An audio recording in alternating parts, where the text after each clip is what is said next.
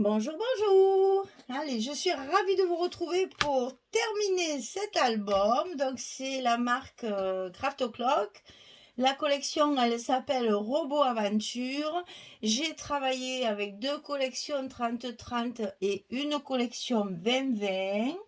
J'ai fait un album qui est relativement petit, dans lequel on va mettre des photos 9-13 et 10-10 seulement. Il n'y a pas la place de mettre du 10-15.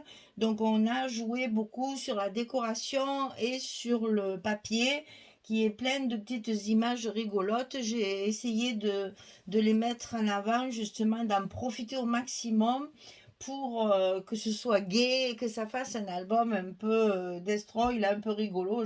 J'adore ces petits personnages, là, regardez ça, ces petits robots, les petits trains, les petites voitures, j'adore. Voilà, je m'amuse en fait, là je fais un petit album pour m'amuser. C'est ce que j'appelle les albums récréation, qui ne sont pas dans le cadre de mes DT différentes et variées, et que là je fais avec les papiers que j'avais envie de travailler. Et donc du coup, c'est ce que j'appelle mes albums récréation. Surtout celui-là, il est très facile à faire, il est à la portée de n'importe quelle débutante. Si vous suivez bien les mesures et les instructions de collage, après le papier, c'est une histoire de goût, donc voilà. Et après, alors là, pour l'instant, il n'y a pas de décoration, il n'y a pas de tamponnage. Tout ça, je le fais à la fin, quand j'ai terminé ma structure. Je fais ma déco, je fais mon tamponnage, mes petits mots, etc. Et à ce moment-là, je vous fais une présentation finale. Celles qui sont habituées, elles le savent. Je fonctionne toujours de la même façon. Comme ça, celles qui ne veulent pas suivre le tuto, elles ont une vidéo spéciale où il y a la présentation finale de tout l'album terminé. Si vous ne voulez pas suivre le tuto, vous avez au moins celle-là. Il y en a même alors là, ça me fait rire aussi. Elles attendent, hein, elles sont patientes, hein. Elles attendent tous les tutos pour ne regarder en premier que la présentation finale. Et si cette présentation leur plaît, à ce moment-là, elles vont voir les tutos. Mais sinon, elles regardent que la dernière vidéo. C'est cocasse aussi, ça, c'est rigolo. Donc c'est pour ça aussi que je fais une vidéo spéciale pour l'album terminé. Voilà, donc nous arrivons sur notre bloc numéro 4 à la page numéro 8. Donc c'est notre dernière page de l'album. Alors on va faire tout d'abord une pause. Donc là on arrive à la fin des papiers et donc c'est beaucoup de chutes, beaucoup de choses comme ça, les tags qui me restent, etc. Et je combine en fonction de ce qui me reste pour finir ma collection. Voilà, alors ici, la petite pochette, elle fait 19,6 sur 5,2. Tout ça parce que j'avais ce papier-là.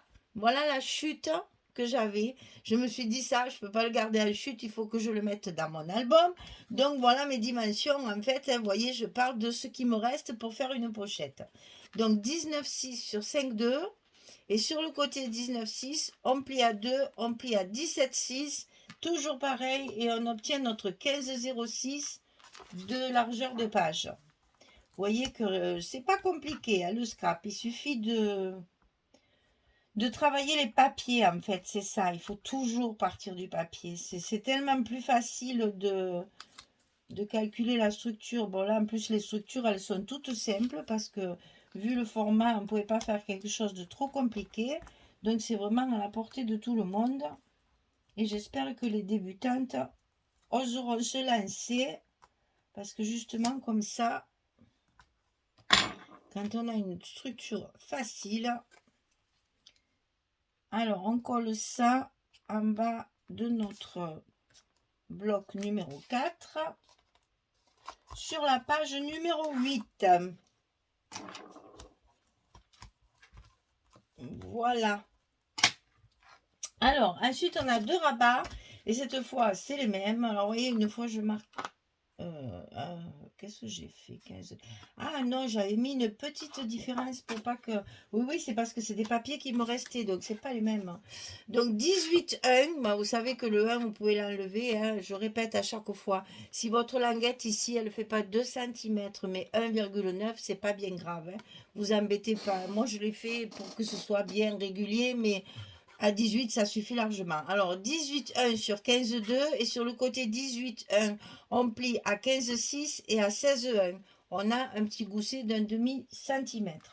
Ça, c'est le côté gauche. On va le coller comme d'habitude à l'intérieur de notre enveloppe en suivant bien sûr la première pliure de notre petit gousset. Hop,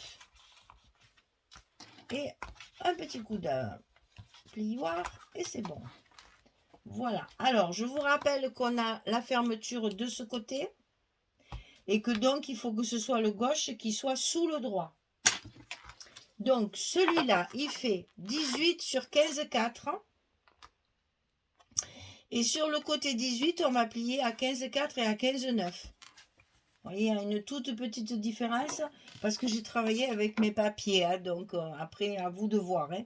Donc sur le côté 18, on fait 15,4, 15,9. Toujours le petit gousset d'un demi-centimètre, ça ne change pas. Ça, il faut bien le respecter. Après, moi, je vous dis, là, je suis à la dernière page.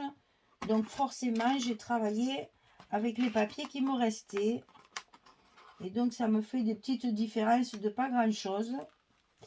Mais voilà, pour que ce soit joli, je coupe mes pages en fonction des papiers qui me restent. Donc ici, il nous reste à mettre la petite fermeture qui est toujours la même depuis le début. On fait toujours pareil pour justement faire une unité de fermeture dans nos soeurs. Bien sûr, vous essayez de le mettre en face de l'autre quand même, hein, pour que ça fasse plus joli quand même. Ne mettez pas un là, un là, un là. Ou alors un en haut, un en bas si vous voulez chaque fois. Mais si vous les mettez tous les deux en haut, mettez-les bien face à face pour qu'ici, ce soit propre, que ce soit plus joli. Parce que ça, c'est notre tranche, ça va se voir sur la tranche de l'album. Donc il faut que quand même on fasse un minimum. Moi qui n'aime pas la symétrie, il y a quand même des choses qu'il faut respecter pour que ça fasse plus joli quand même. Donc on rajoute notre petit aimant.